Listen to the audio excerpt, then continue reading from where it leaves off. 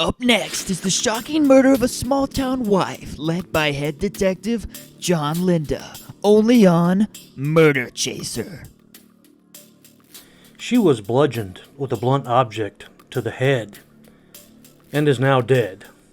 that rhymed. Sorry. My question is, who did this? Why? Where? What? And who? Also, how? And is it getting hot in here, you? Coming up next, Detective Linda is on the prowl for the faceless murderer with a mysterious motive. Linda will stop at nothing to catch his perpetrator. Our first suspect, Mr. Tate, the husband.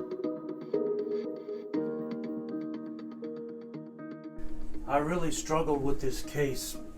That is until it hit me. Like the blunt object that killed this woman. This was definitely murder.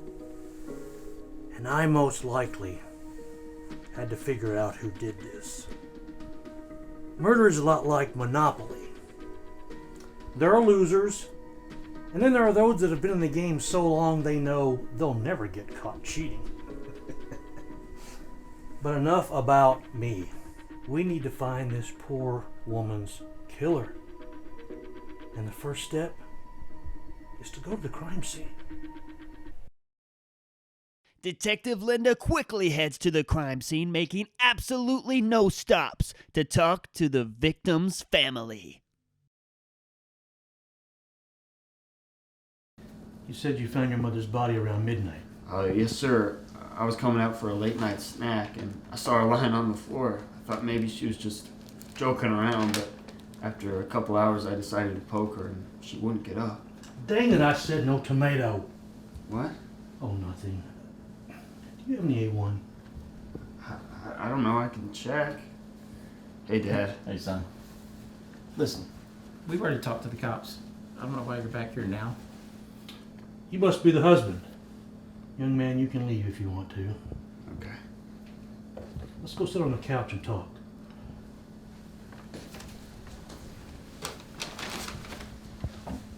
Pardon my wife. The morgue's running way behind for some reason. Jeff, what happened from your POV? The POV stands for point of view. I'm trying to be gentle and understanding because your wife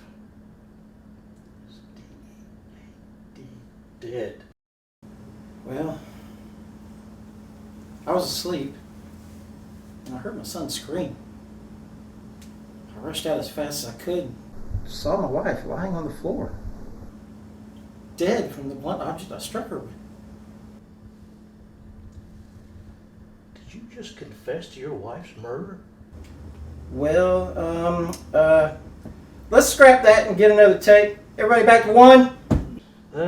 That's not how this works. What will it take to work, officer?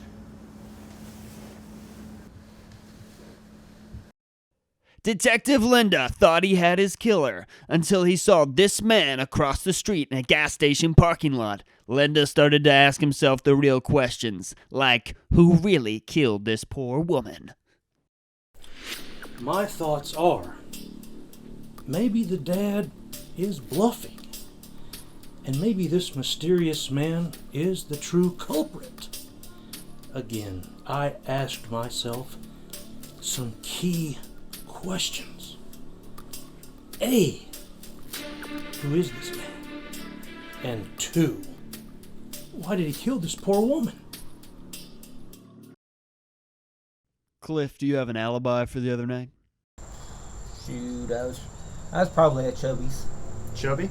Yep, that's a nickname for my girlfriend. I'm not Cliff's girlfriend. I'm not his girlfriend. Well, he says that you were with him that night of Mrs. Tate's death. Is that true? I was with him that night. And he doesn't call you by your birth name. He refers to you as Chubby. Why is that? No comment. Okay. And last question. Do you think Cliff is capable of hurting someone. Cliff wouldn't hurt a fly. I mean, he's hurt people before, but he wouldn't hurt a fly. You have a criminal record? Well, that's also what you might call complicated. Speaking with Chubby gave Detective Linda an insight into Cliff's troubled life. He may not have killed this woman, but he definitely killed someone, or eventually will.